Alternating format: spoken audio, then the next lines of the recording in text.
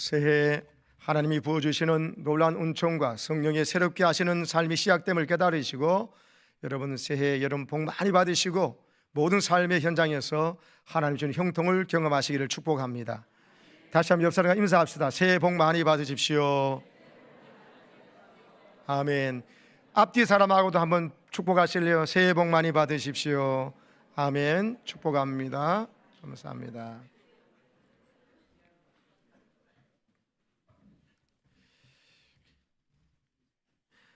오늘 신년 첫 주일 설교 제목 올해 표로 정했습니다. 다 같이 읽겠습니다. 시작.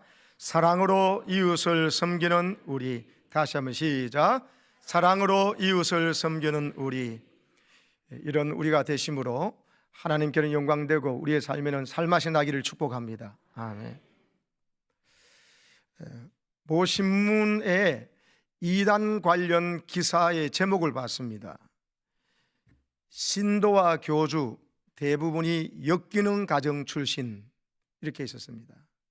뭘 말하고 보도하려는지 대부분 아시겠죠?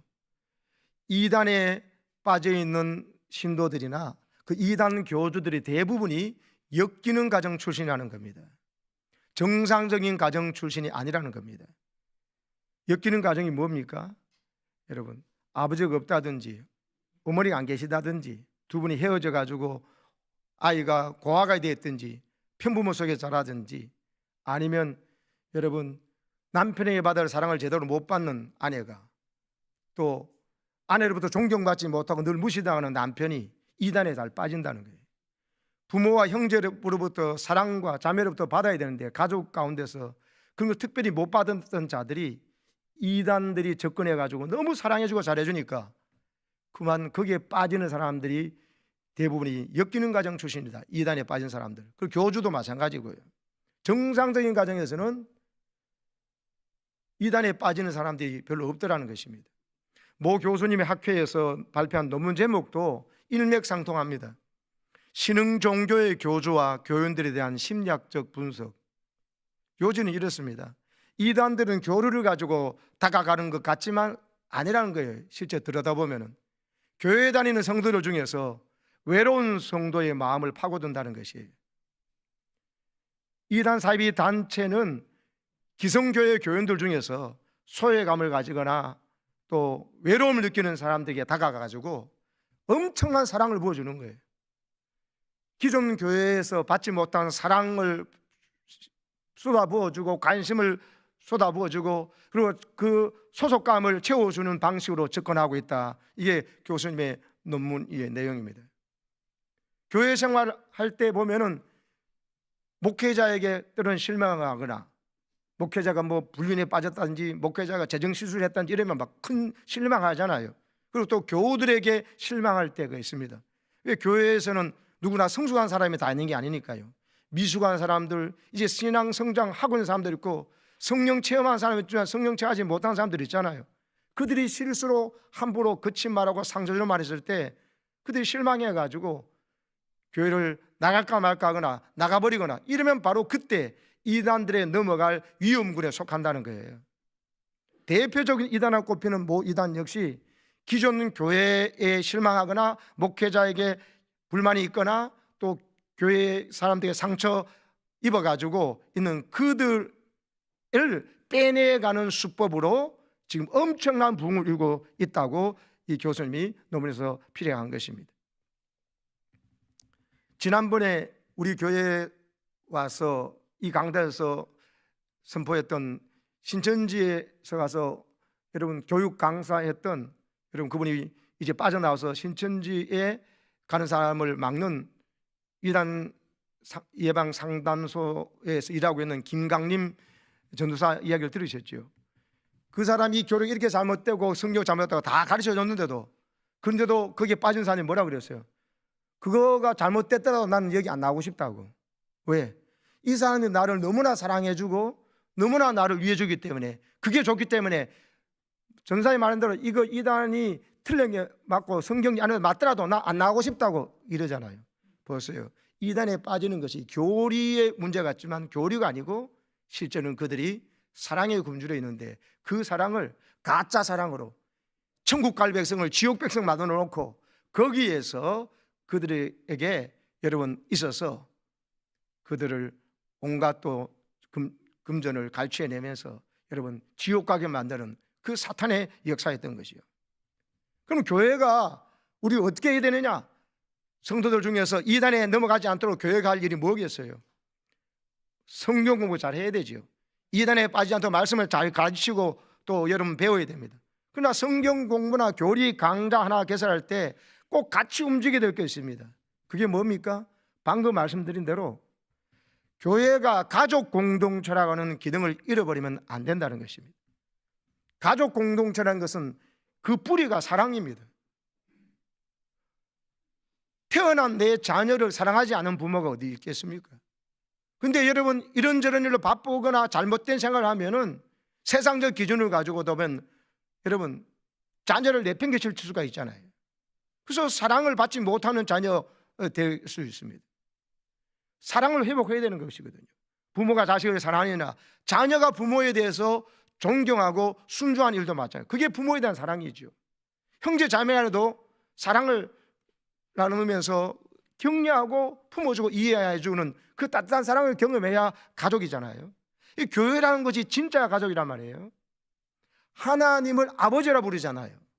하나는 그 많은 용어 중에 왜 교회라는 것을 하나님을 아버지라고 그랬을까? 여러분 장로님도 하나님 아버지라고 그러고 권사님, 안수집사님도 우리 서리집사님도 청년들도 이제 가던 어린아이들이나 교회학교도 하나님 아버지라고 부릅니다.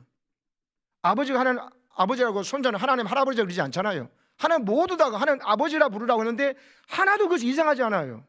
그걸 모르는 사람들이 와서 이상하다는 거예요. 저 아버지도 하나님 아버지라고 그러고 그 할아버지도 하나님 아버지라고 그 손자도 하나님 아버지라는 거, 아버지의 하나님 아버지라면 아들은 하나님 할아버지라고 맞지, 이렇게 말하는 사람들이 있잖아요. 지금 여러분 제가 말한 것을 왜 이러나 싶은 정도로 이상하게 들릴 정도로 여러분 하나님을 아버지라 부르고요, 또 예수님을 신랑 예수님을 우리는 그리스도의 신부라고 그럽니다. 자각 없는 우리를 신부로 만드셔가지고 그 신부를 위해서 예수님은 자기의 생명까지 버리는 그 사랑받은 신부로서 당당하게 살라고 가르쳐주고 깨닫게 하고 계십니다. 할렐루야. 왜 교회를 가족 공동체라냐? 하나님께서 그렇게 명령하셨어요. 그래서 우리 교우들을 서로 형제 자매라 부르는 거예요. 옛날에 우리 초기에 양반과 상놈이 같이 앉지도 못했지요. 근데 교회 와서 여러분 양반도 형제고 여러분 도축업을 하는 그분도 형제라 그러니까 깜짝 놀랄 일이 유교에서는 상상할 수 없는 일이 벌어지거든요.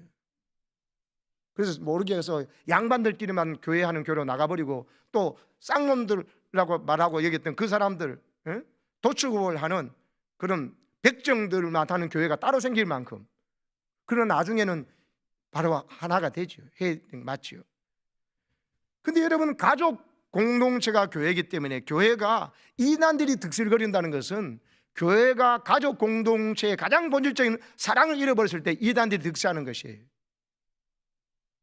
그래서 여러분 이 땅에 이단들이 저렇게 부흥하는 것은, 교회가 부흥하지 않는 이유는 뭐 전도가 어려워서 그거는 본질을 못 보는 겁니다. 교회가 사랑을 잃어버렸기 때문에, 하나님께 받은 사랑을 가지고 형제자매를 대하는 것이 아니에요. 그 사람이 내한테 좀 도움이 되겠나 안 되겠나를 보고, 내 MBTI나 내 성에 맞는 사람이 아닌가 보고 사랑할까 말까 해보니까 세상 사람과 하나도 다를 바가 없어진 것입니다. 교회는요 문제투성이의 사람들이 모인 거예요. 지옥 갈 사람들이 주님의 사랑받아 초청받아 교회 온 거예요. 교회는 거룩한 곳이라는 것은 우리가 거룩해서가 아니라 주님의 사랑과 은혜 아니고는, 주님의 용서 아니고는 용납할 수 있는 죄인들인데, 그 사람들이 모여서 하나님의 사랑을 경험한 사람들이 하나님 이렇게 나를 사랑하셨으니 모든 사람을 그렇게 대하시는 주님 보고 나도 그 사람을 사랑하고 예수님께 받은 사랑 가지고 그 사람을 대하기 때문에 교회가 천국이 되는 것입니다. 그런데 교회에서 세상적 기준을 가지고 똑같은 관점을 가지고 보니까는 그런 거에 돼버리면 이게 바로 성령의 역사를 거절하는 거거든요. 인간적으로만 보니까, 세상적으로 보니까는 교회가 서로 나누고 지역으로 나누고 정치 이념으로 나누고 남녀로 나누고 학벌로 나누고 이래 돼버린 것입니다.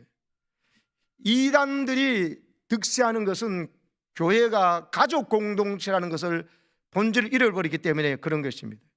그래서 여러분, 오늘 말씀처럼요, 우리가 이웃을 사랑으로 섬길 줄 아는 이것이 능력이 회복될 때, 이 능력 우리에서 나는 것이 아니라 이미 부어진 하나님의 사랑을 깨닫고 내가 얼마만큼 하나님께 사랑받았나, 어떤 대우를 하나님께 받았나, 이걸 깨달으면요, 다른 사람에 대한 대우, 이걸 기독교 윤리는 저절로 나오게 돼 있어요.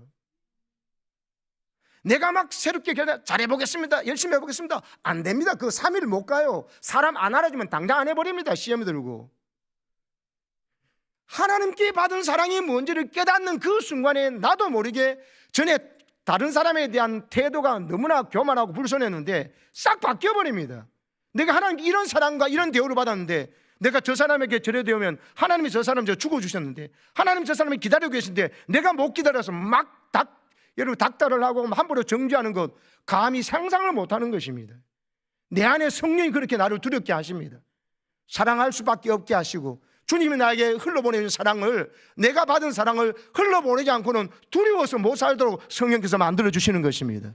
내가 하나님께 이런 사랑받고 이런 대우를 받는데 나는 저 사람이 함부로 대할 수 있겠나? 이 두려움이, 이게 성령 받은 사람, 성령 충만한 사람의 증상인 것입니다. 아멘이십니까? 그래서 여러분, 오늘 에베소서 4장 31절 32절에 공동번역 읽어보면 이렇게 되어 있거든요. 한번 띄워보세요. 에베소서 4장 31절부터 공동번역 쉽게 된 거 한번 보십시오.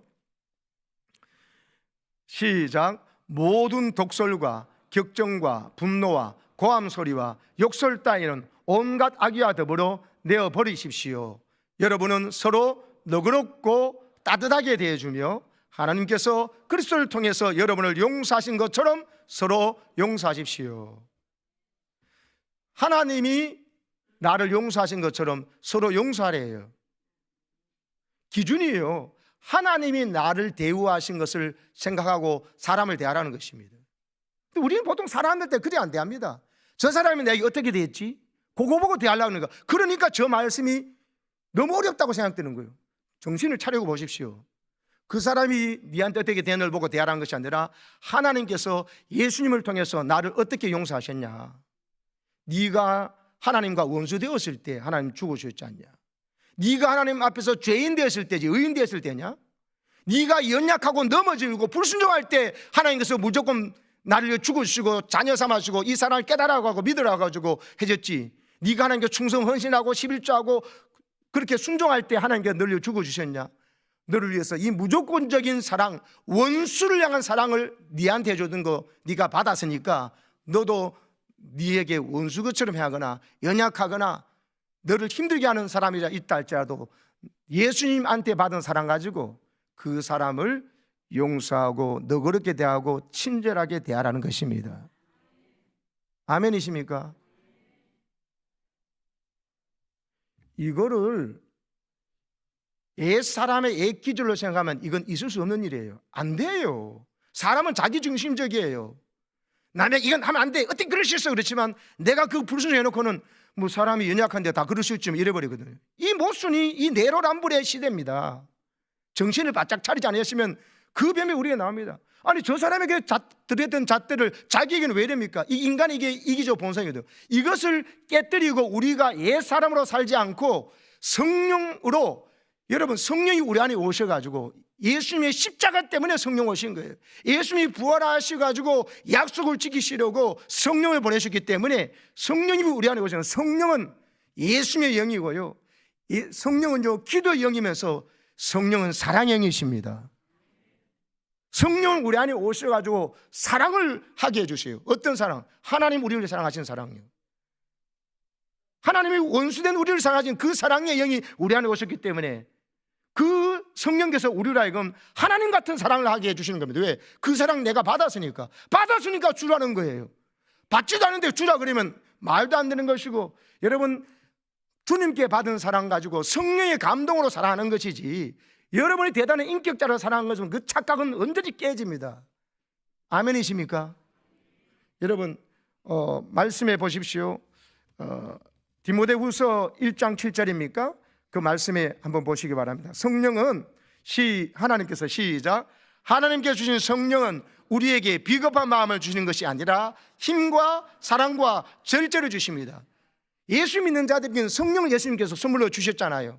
성령이 오지 않고는 여러분이 2000년 전에 오신 예수가 나를 위해 오셨고 나를 위해 죽으시고 또 부활하셨고 또 나를 위해 다시 오신다는 사람을 믿을 수가 없어요. 지금 여러분은 성령이 와 계시기 때문에 여러분이 예수를 믿고 있는 줄로 믿습니다. 그러면 그 성령이 우리 안에 오셔가지고 뭐 하신다고요? 사랑을 하게 하세요. 하나님을 사랑하게 하시고요, 그리고 하나님이 사랑하시는 사람들도 나도 사랑하게 해주십니다. 그 사랑할 힘을 주시고 말씀대로 순종할 힘을 주시고요, 셀프 컨트롤이 됩니다. 저는 절제를 못했어요. 그 성령이 오시기 때문에 성령의 마지막 열매인 성령의 첫 열매의 사랑부터 시작해서 성령의 마지막인 절제의 열매까지 성령께서 맺히게 해주시는 것입니다. 내가 대단해서 저 사람 사랑하고 절제하는 게 아닙니다. 여러분, 예수를 믿는 자에게 약속하신 성령이 부어졌기 때문에 여러분, 내가 새 사람으로서 새 피조물이 됐기 때문에 사랑하게 된다는 사실을 믿으시기 바랍니다. 그래서 여러분, 요한복음 말씀에 있는 거 띄워보십시오. 시작. 명절 끝날 그 큰 날에 예수께서 서서 외쳐 이르시되 누구든지 목마르거든 내게로 와서 마시라. 다 같이 시작. 나를 믿는 자는 성경의 이름과 같이 그 배에서 생수의 강이 흘러나오리라 하시니. 할렐루야. 예수를 믿는 자는 그 배에서 뭐가 흘러나온다고요? 생수의 강이 흘러나온다고. 그 다음 말씀은 이 생수의 강은 그들이 받을 성령을 가르쳐 하신 말씀이라 나와요. 우리는 성령 받은 자이기 때문에 생수의 강이 우리 이 배에서 흘러나올 줄 믿으시기 바랍니다. 생수의 강이에요. 생수의 강이 흘러가면 어떻게 됩니까? 강이 흘러간 것은 모든 생물이 살아납니다. 물고기도 삽니다. 강이 흘러가니까. 또 그 물이 흘러가니까 옆에 잔디가 살아나고 나무가 다 살아납니다. 항상 강이 흘러가는 곳에 사람이 살아요. 생수의 강이 흘러가면 사람이 살아난다니까요. 성령이만 내가 살아나고 성령의 강이 흘러가는 나를 통해서 나를 바라본 내 배우자가 살아나매요. 생수의 강이 흘러가니까요. 사람 옆에 자꾸 내 옆에 사람이 모여요. 생수의 강, 성령의 역사하심을 흘러가게 하니까요. 생수의 강이 흐르는데 고기도 없고 풀도 안 자라고 나무도 안 자라고 사람도 안 모인다? 그 거짓말입니다. 그거 성령의 역사를 내가 틀어막고 있거나 성령이 나를 임한 것을 알지도 못해가지고 있을 때 마귀가 나를, 이단이 나를 속이는 것처럼 속아 넘어갈 수 있지. 여러분, 성령이 내 안에서 약속들 오셨기 때문에 십자가도 부활도 의미가 있어지고, 왜 십자가 지고 왜 부활해서 주님 나와 함께 하시는가 깨달아지는 것입니다. 옛 사람으로 살아간 것이 아닙니다. 새 사람이, 아까 성시교도 했죠. 누구든지 그리스도 안에 있으면 새로운 피조물이라. 이전 것은 지나갔으니 보라 새 것이 되었도다. 새로운 존재, 새 사람이 되었어요. 성령과 함께 우리는 새 사람이 되었고 새로운 신분의 삶이 시작된 줄 믿으시기 바랍니다. 이제는 하나님의 사랑이 부어졌기 때문에 하나님 부으신 사랑을 강이 흘러가는데, 이걸 남에게 조금 주고 말고 할 정도. 강물은요, 여러분 생각하면서 한강물 흘러가는데 이거 우리 식구만 나만 먹고 말이 되겠어요? 생수의 강이 흘러나기 때문에 온 가족들, 칠가 친구, 동창들 다 먹고 회사 사람들 다 주고, 여러분 민족, 열방, 언어가 다르고 피부색 다른 사람들에게 흘러보내줄 만한 엄청난 생수의 강이, 사랑의 강이 흘러가게 돼 있어요. 섬김의 강이, 위로와 칭찬과 배려가 나를 통해 나타나기 때문에 예수님 하신 일도 하고 예수님보다 더 큰 일도 할 수 있도록 하시려고 예수님께서 성령을 우리 모든 사람에게, 각각 한 사람에게 임하여 주신 것입니다. 이 비밀을 여러분 깨달으시기를 축복합니다. 그렇기 때문에 우리는요, 여러분 모든 사람을 너그럽게 대하고 친절하게 대할 수 있는 것이에요. 예수님 수준의 인격으로 사람을 대할 수 있게 해서 너무나 따뜻하게 대해줄 수 있다는 게, 이게 이웃 사랑의 중요한 실천 사항입니다. 그런데 독소를 내뿜어요?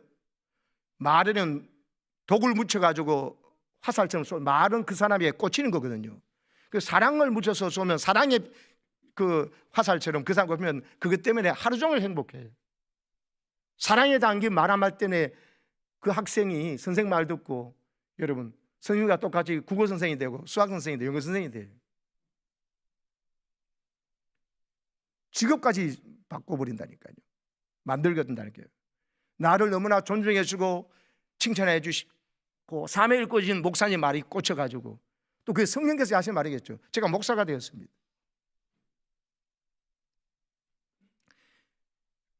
부부간의 대화가, 부모가 자식을 향한 말이, 자식이 부모를 향한 말이 독을 묻혀서 쏘는 독소를 내뱉는 것이 아니라 존경을, 사랑을, 신뢰를 담아서 여러분 말을 쏘시기를 축복합니다. 그때 온종일 힘든 일이 있어도 그 한마디 말이, 남편이 내게 한 말, 아내가 내게 해준 그 말, 부모님이 내게, 자식이 부모에 대해 존경과 여러분 순종의 말 때문에 여러분 그렇게 행복한 것입니다. 뭘 내다버리라 그죠? 다시 한번 독소를 내버리고요. 그 다음 또 뭐라 그랬어요? 격정, 막 분노가 짜서 자기 감정을 못 다스리고 분노, 막 화가 나 있고 막 고함 소리 왜 합니까? 남을 정죄하고 판단할 때 막 하거든요. 욕설, 이따위는 온갖 악한 의도와 더불어서 내버리라. 이건 성령의 사람이 할 바가 아니라는 것입니다. 그래서 여러분 서로 너그럽게 대하시기를 축복합니다. 따뜻하게 대해 주시기를 바랍니다. 주님 앞에 받은 용서를 흘러보내시기를 바랍니다. 테레사 수녀가요, 노벨상 평화상을 받았잖아요. 그때 사람들이 와서 질문했습니다. 세계 평화를 위해서 우리가 무슨 일을 해야 됩니까? 그때 테레사 수녀가 조용히 조금 생각하더니만요, 쳐다보면서 이렇게 말했어요. 세계 평화를 위해서 무슨 일을 해야 되느냐고요? 조용히 집에 가서 당신의 가족들을 사랑하십시오. 그랬습니다. 답입니다. 세계 평화요? 세계 전쟁이 왜 일어난지 아십니까? 가족을 사랑하지 못해서 그러죠.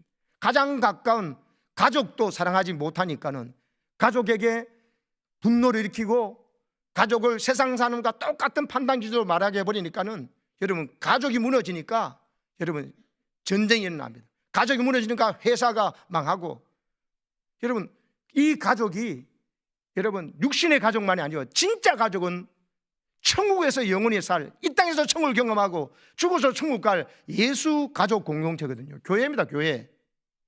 교회가 사랑을 회복할 때 이런저런 부족함과 연약함과 죄인들이 모여왔지만 이곳에서 교우들이 그리스도의 사랑을 경험하니까는 하나님의 나를 용납해주고 용서해 주셨잖아요. 그 사랑을 경험하니까 감격이 어서 나와 똑같은 마음으로 온 부족하고 연약한 사람들을 여러분 받은 사랑을 가지고 이해해주고 품어주고 덮어주니까 지금 고향이 다르지요, 성격이 다르지요, 혈액형이 다르죠, MBTI가 다르죠, 뭐 취미, 꿈 다 다르잖아요. 근데 교회 공동체 신비하게 성령께서 우리를 하나 되게 하시는 사랑의 영이, 화평의 영이 함께 하시기 때문에 우리가 예수 사랑으로 하나 됩니다.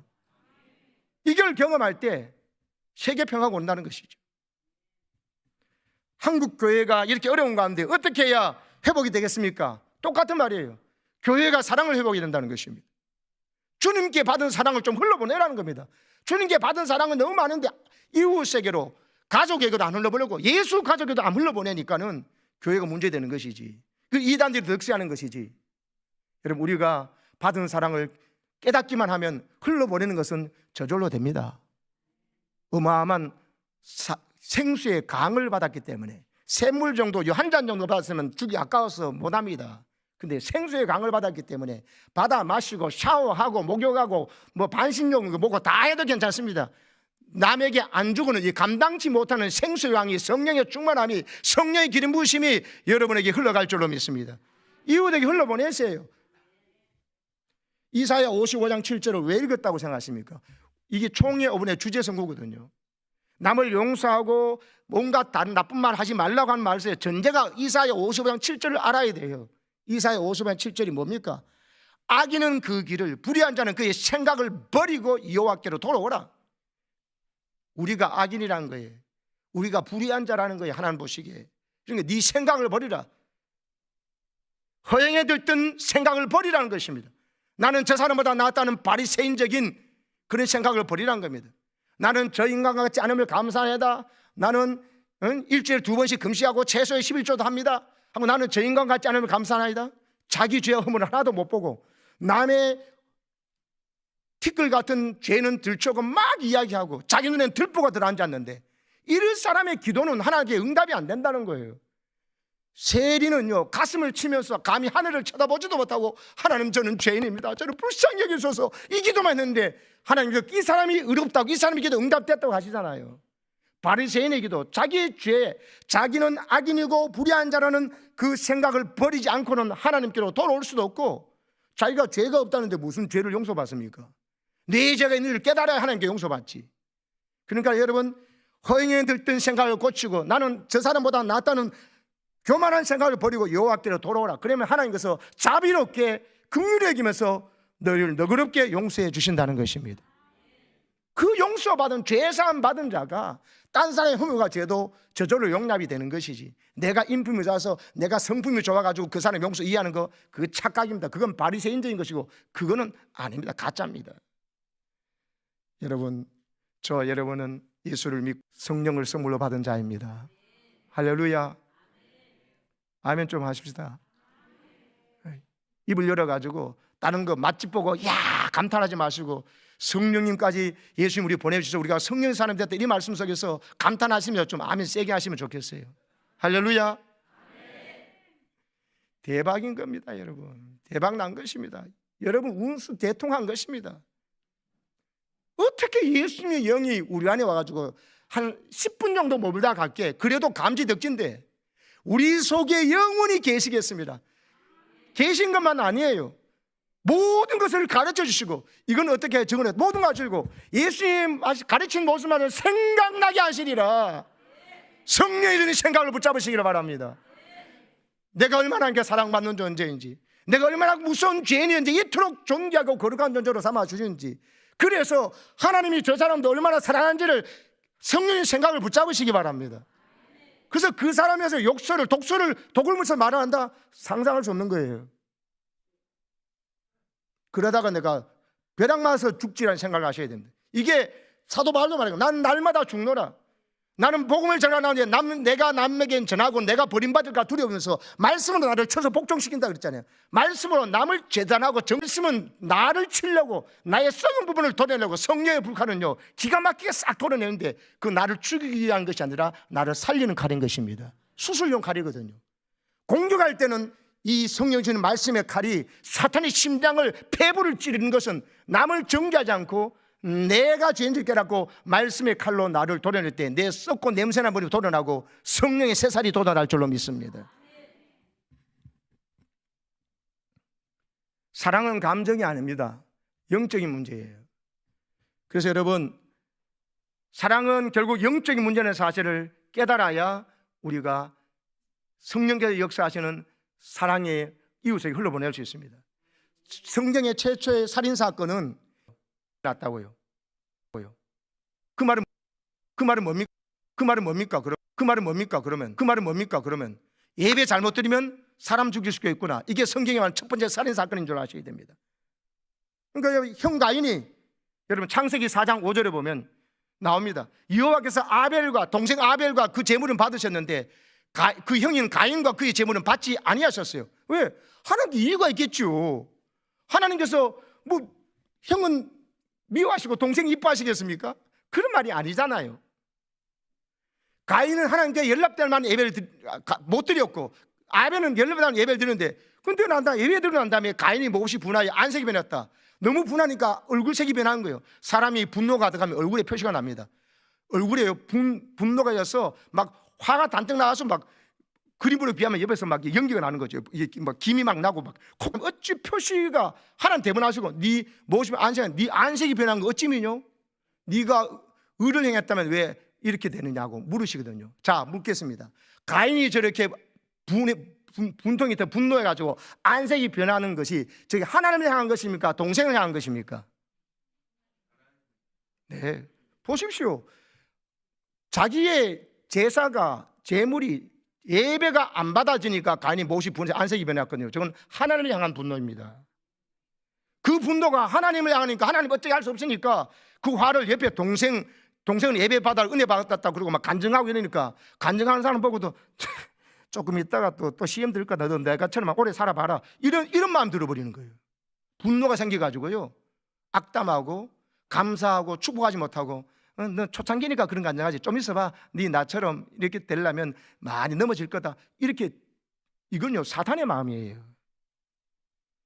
하나님께서 지금 저 사람 이끌어 나가시는구나, 저렇게 계속 나가면 성령께서 이끌어 준다고 하면은 나보다 더 훌륭한 사람이 될 수도 있구나 하면서 오히려 양육하면서 양육받는 동반자의 고백을 통해서 자기를 돌아보면서 더 뜨거워지면서 양육자가 더 성숙해지는 이런 애를 경험하는 것이 성령의 역사인 것입니다.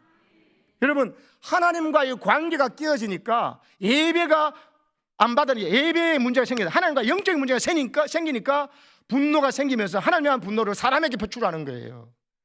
그래서 여러분, 사랑의 감정이, 사람이 용서가 안 되고 사람에게 더 화가 나고 이 사람 꼴도 보고 싶고 저 사람 교회 나오면 난 교회 안 나오고 싶고 이 사람 내 목자거나 이 부서에 있으면 나 봉사 안 하고 싶다는 생각이 들거든요.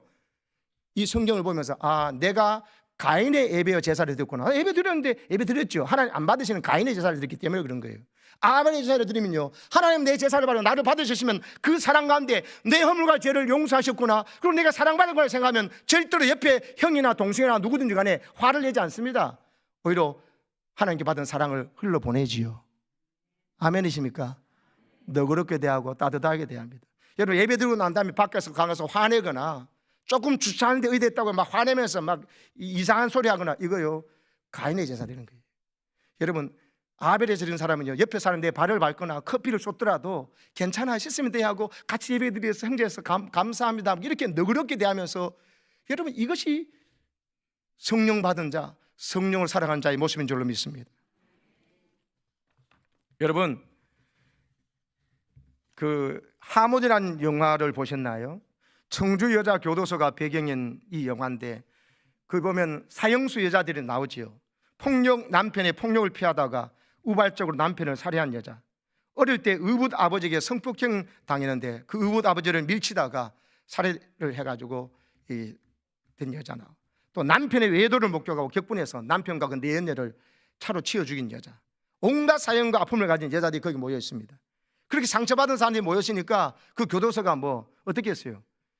지옥이죠. 날마다 서로 싸우고 냉대하고 이러는데, 근데 그들에게 변화가 찾아왔어요.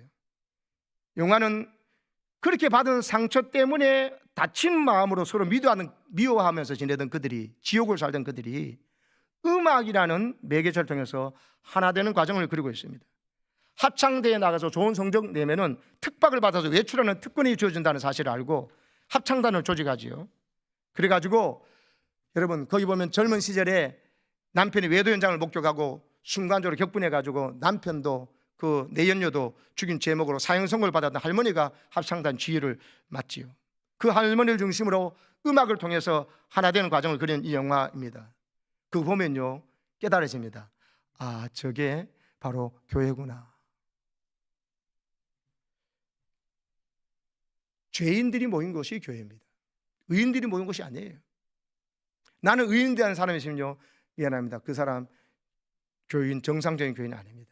바리새인들이 가득한 것은, 예수님이 와도 바리새인은 예수님을 거부하잖아요. 자기가 죄인이라 그러니까.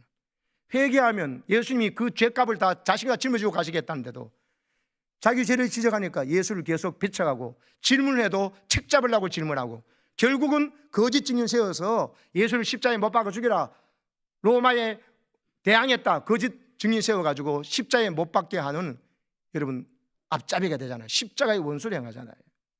아직도 2000년이 지난 동안 유대인들이 아직도 예수를 안 믿고 있는 이유가 거기 있지 않습니까? 그러니까 여러분,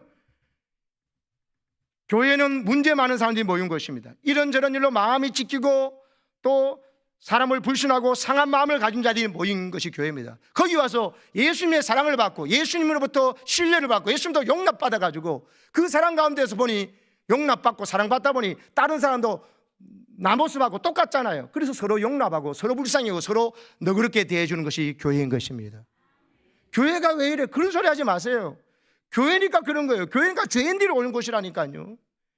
미숙한 사람들이 오해가지고 하나님 사랑받고 성숙한 사람들이 미숙한 사람을 용납하고 기다려주고 품어주는 것이 교회인 것입니다. 교회는 완전한 곳이 있는 사람이 아니에요. 자기가 완전하다는 생각하는 사람은 그 사람이 문제예요. 우리 모두는 날마다 주의 은혜가 필요하고 주의 긍휼하심이 필요한 사람들인 겁니다. 그걸 받아가지고 그것을 흘러보내는 자들이 모인 것이 교회인 줄로 믿습니다. 영화 속에는 그 문제투성이 안에서 음악이 매개가 되어가지고 하나가 된 것처럼요, 우리 교회는요 예수님의 사랑, 하나님의 사랑의 매개가 돼가지고 우리가 서로 하나 될 수 있는 것입니다. 서로 용납하고 하모니를 이루게 되는 것입니다. 사랑의 영이신 성령님이 우리 안에 와 계시기 때문에 예수님은 그 사랑의 영이 생수의 강처럼 막 흘러나가는, 그럼 내 가족만 사랑하는 것은 도저히 말이 안 돼. 그래서 내 가족을 넘어서는 사랑을 하고 내 성향에 맞는 사람만 사랑하는 것을 넘어서서 이렇게 고향이 다르고 이렇게 여러분 성각과 혈액 정도 다른 사람들이 모여가는데도 서로 사랑을 하게 되는, 어떤 사랑을 붙여줘도 목장과 부서에 들어가도 서로 사랑을 할 줄 알게 되는, 하나님 닮은 예수님 닮은 사랑을 실천하는 우리 교회가 되면서 여러분 교회가 교회다워지는 것입니다. 영화 속 주인공들은 결국 훌륭한 합창단 하모니에서 공연을 성공적으로 마칩니다. 근데 마지막으로 해피엔딩으로 끝나는 게 아니고, 여러분 공연 마치고 주위에 있던 그 할머니가 사형 집행일이 정해져 가지고 사형장으로 끌려가면서 영화가 마치거든요. 그러면 기분이 아주 좀 찝찝하지요. 아무리 성공적인 합창주의를 일어난다 하더라도 결국은 사형장으로 끌려가는 인생의 모습을 그린 것이라고 영적으로 파악하시면 됩니다. 인간 노력의 한계를 보시면 됩니다. 근데 이 영화 보면서 우리가 깨달을 수 있는 것입니다. 그 영화를 마지막으로 사람이 그렇게 하모니를 이루었지만도 저렇게 비참하게 죽는 거 끝이구나 했지만 우리 교회는 다른 것입니다. 우리는요 예수 그리스도를 믿음으로 말미암아 여러분 부어진 성령의 역사로 말미암아 새로운 피조물은 지금부터 천국을 살고 죽어서는 천국으로 이사가는 날인 것입니다. 진짜 본향으로 고향집으로 하나님 품에 안기는 승리의 날인 것입니다. 그동안 이 땅에서 부지런히 서로 사랑하면서 살고 여러분 어떤 사람도 이해하고 품고 사랑하고 용납하면서 천국을 경험하는 나를 통해서 가정을 살리고 교회를 살리고 직장을 살려내고 이 나라 민족을 살려내는 그런 일에 결정적으로 쓰임받는 하나님의 사람, 새로운 피조물의 우리로 살아가는 것입니다. 할렐루야.